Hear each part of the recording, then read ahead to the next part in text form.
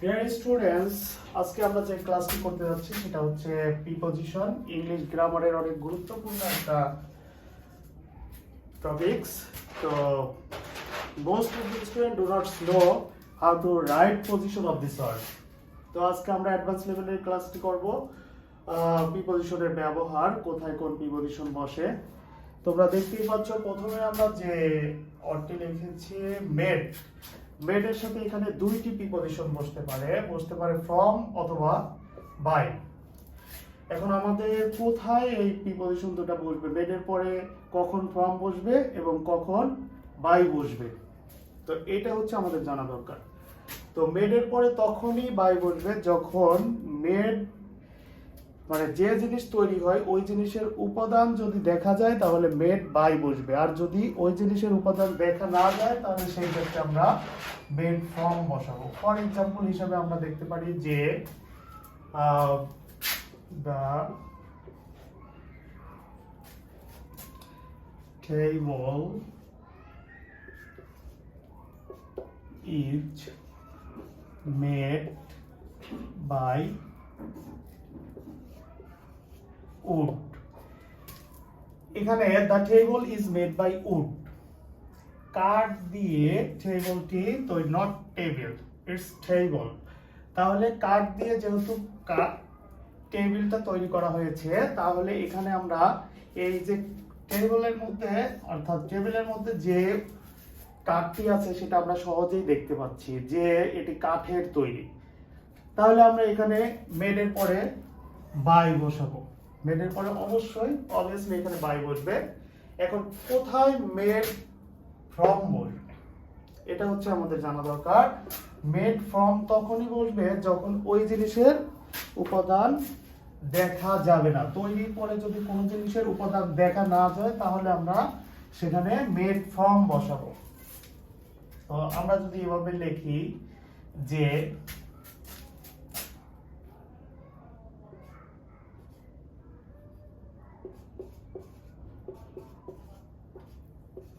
paper is made from wood, তাহলে এখানে paper is made from wood, অথবা আমরা দা দিতে পারি the paper is made from wood।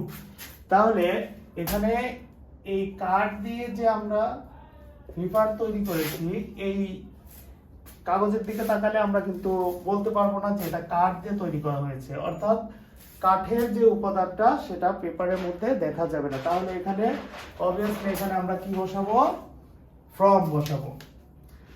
তো আমরা মেডের ব্যবহার শিখলাম। এখন আমরা নেক্সট দেখি 2 নম্বর রুলসে বলা আছে যে মেডের পরে চারটা প্রিপজিশন ডাই এর পরে চারটা প্রিপজিশন বসতে পারে। একটা হচ্ছে বাই, আরেকটা হচ্ছে ফ্রম, আরেকটা হচ্ছে ফর, আরেকটা হচ্ছে অফ। কখন বাই বসবে, ফ্রম বসবে, ফর বসবে এবং অফ বসবে এটা হচ্ছে জানা দরকার। তো তখনই ডাই এর পরে বাই বসবে যখন দুর্ঘটনায় কেউ মারা যাবে। দুর্ঘটনায় যদি কেউ মারা যায়, হি died by accident। এখানে ডায়ের পরে বাই বসবে। কেন? কারণ অ্যাক্সিডেন্টে, অর্থাৎ আমরা এটা মুখস্থ রাখতে হবে যে দুর্ঘটনায় মারা গেলে ডায়ের পরে কি বসবে, বাই বসবে। এখন কোথায় ফ্রম বসবে,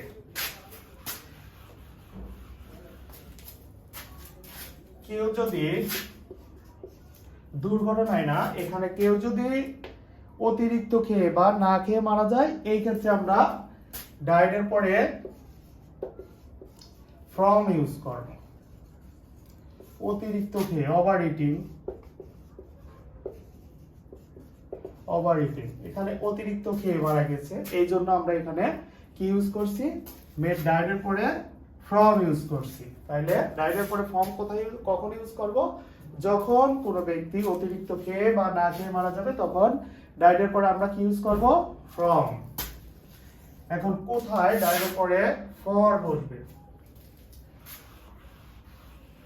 তো আমরা সহজে বলতে পারি যে কোনো মহৎ কাজের জন্য অথবা দেশের জন্য যদি কেউ মারা যায় তাহলে ডাইডের পরে ফ্রম বসবে, ফর বসবে, সরি, হে ডায়েড ফর, সে দেশের জন্য মারা গিয়েছে, তাহলে দেশের জন্য বা কোনো মহৎ কাজের জন্য মারা গেলে সেই ক্ষেত্রে আমরা ডাইডের পরে কি ইউজ করব, ফর ইউজ করব। এটা মনে রাখতে হবে। তো কখন আমরা ডাইডের পরে by use, sorry, of use করব, তো ডাইডের পরে তখন আমরা অফ ইউজ করব যখন কোনো ব্যক্তি রোগের জন্য মারা যায়। কোনো রোগে মারা গেলে সেই ক্ষেত্রে আমরা ডাইডের পরে অফ ইউজ করব। He died of malaria, died of malaria, he died of malaria. তাহলে রোগের জন্য মারা গেলে আমরা সেই ক্ষেত্রে ডাইডের পরে অফ ইউজ করব। আবারও আমি একবার বলতেছি, কখন আমরা ডাইডের পরে বাই ইউজ করব, যখন কোনো ব্যক্তি দুর্ঘটনায় মারা যাবে তখন ডাইডের পরে বাই ইউজ করব। যখন কোনো ব্যক্তি অতিরিক্ত খেয়ে বা না খেয়ে মারা যাবে সেই ক্ষেত্রে ডাইডের পরে ফর্ম ইউজ করব। আর যখন কোনো ব্যক্তি কোনো মহৎ কাজের জন্য অথবা দেশের জন্য মারা যাবে ডাইডের পরে ফর ইউজ করব। এবং যখন কোনো ব্যক্তি রোগের জন্য মারা যাবে তখন আমরা ডাইডের পরে অফ ইউজ করব। তো আমাদের 2 নাম্বার রুলস চলে গেল। এখন 3 নাম্বার রুলসে আসি। 3 নম্বরে একটা উদাহরণ দেওয়া আছে, সহজে মনে রাখার জন্য এই টেকনিকগুলো অবলম্বন করতে হবে। He was born at 5 p.m. on Sunday in 1971, অর্থাৎ সে মারা গিয়েছিল বিকেল 5টায় সানডেতে 1971। এটা কি? এটা হচ্ছে ইয়ার, অর্থাৎ বছর, এটা হচ্ছে দিনের নাম, আর এটা হচ্ছে ঘড়ির কাঁটা। অর্থাৎ ঘড়ির সময় বোঝাতে আমরা ইয়ার ইউজ করব, দিনের নামের পূর্বে অড ইউজ করব এবং বছরের পূর্বে ইন ইউজ করব। এটা আমাদের মনে রাখতে হবে। দিনের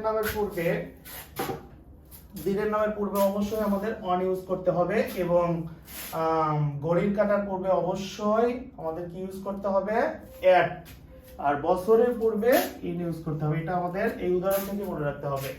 Rana lives at Savar in Dhaka.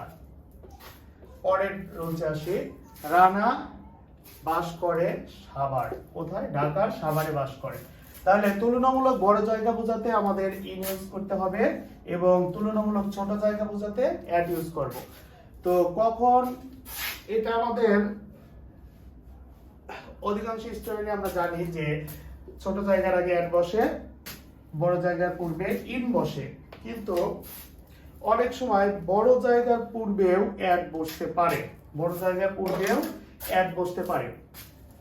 কখন বসবে এর পরের উদাহরণটাতেই দেওয়া আছে। He stopped at London in the way to New York. সে নিউ ইয়র্কে যাওয়ার পথে লন্ডনে থেমেছিল। তো এখানে লন্ডন তো অনেক বড় শহর, এখানে আমরা অ্যাট ইউজ করলাম কেন?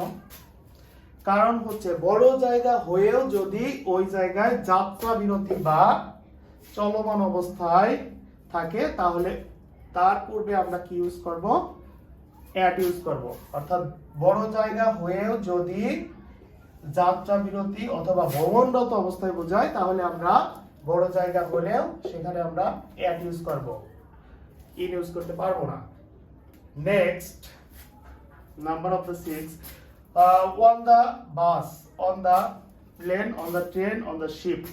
এখানে আমরা দেখতে পাচ্ছি কিছু যানবাহন দেখা যাচ্ছে। এই যানবাহনের পূর্বে আমরা অন প্রিপজিশন ব্যবহার করছি।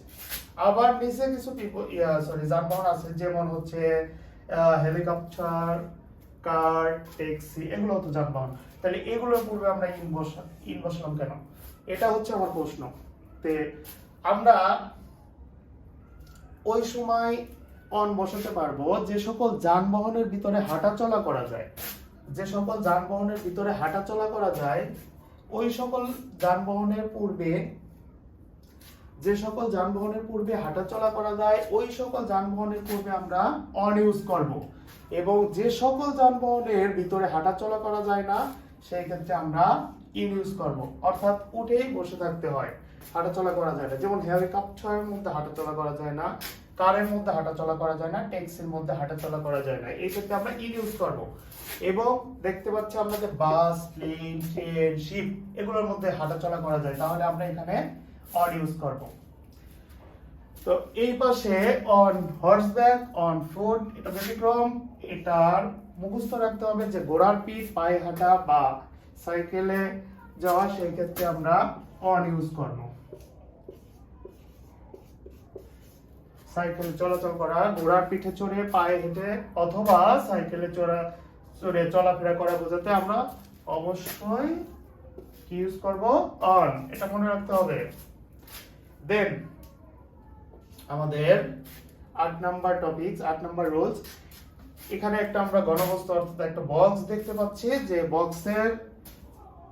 বক্স দিয়ে সহজে এটা মনে রাখা যাবে যে কোনো বক্সের উপরে বা যে কোনো কিছুর উপরে যদি লেগে থাকে কোনো বস্তু, তাহলে আমরা অন ইউজ করব। যেমন এখানে এটা বল আমরা মনে করি, ধরে নেই দা ball is on the box, বলটি বক্সের উপরে, তাহলে এখানে আমরা অবশ্যই কি ইউজ করব? অন। এবং যদি বক্সের ভিতরে থাকে সেই ক্ষেত্রে আমরা ইন ইউজ করব। এবং পাশে থাকলে the ball is on the beside the box, তাহলে আমরা বিসাইড ইউজ করব, কেন? পাশে আছে। এবং যদি নিচে থাকে তাহলে সেই ক্ষেত্রে আমরা কি ইউজ করব? আন্ডার। এটা আমরা সবাই জানি, দা ball is under the box. এবং প্রবেশরত অবস্থায় হলে সেই ক্ষেত্রে আমরা ইনটু ইউজ করব, দা বল ইনটু দা বক্স। এবং যদি উপরে স্থির অবস্থায় থাকে তাহলে আমরা ইউজ করব? অ্যাবভ ইউজ করব। এক্ষেত্রে বল স্থির অবস্থায় রাখা কঠিন, তাহলে আমরা স্কাই ধরে নিতে পারি যে the sky is above our head. Sky হচ্ছে আমাদের অ্যাবভ আওয়ার হেড, স্কাই আমাদের মাথার উপরে, উপরে থাকতে হবে এবং স্থির অবস্থায় থাকতে হবে, সেই ক্ষেত্রে আমরা অ্যাবভ ইউজ করব। আচ্ছা, টপিকসগুলো শেষ, এরপরে আমরা দেখি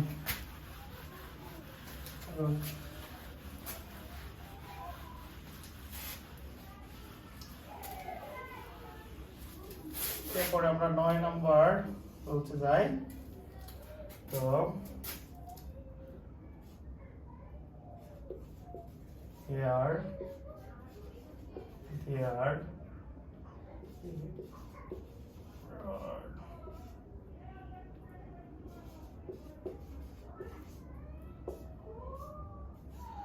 here there abroad home, এইগুলোর পূর্বে, চারটা ওয়ার্ডের পূর্বে কোনো প্রিপজিশন বসানো যাবে না, এটা মনে রাখতে হবে। here there abroad home, এই চারটার পূর্বে কোনো প্রিপজিশন বসানো যাবে না। এখন এগুলোর পরে যদি আবার এরকম থাকে there here home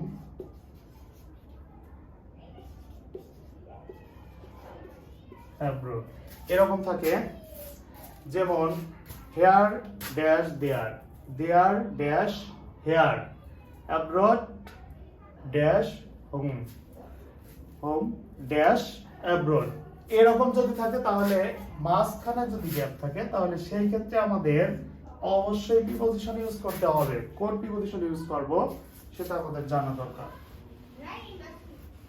তাহলে এখানে আমরা টু ইউজ করব, সব জায়গায় টু ইউজ করব। আমরা জানি হোমের আগে টু বসে না, কিন্তু এখানে ঠিকই বসে।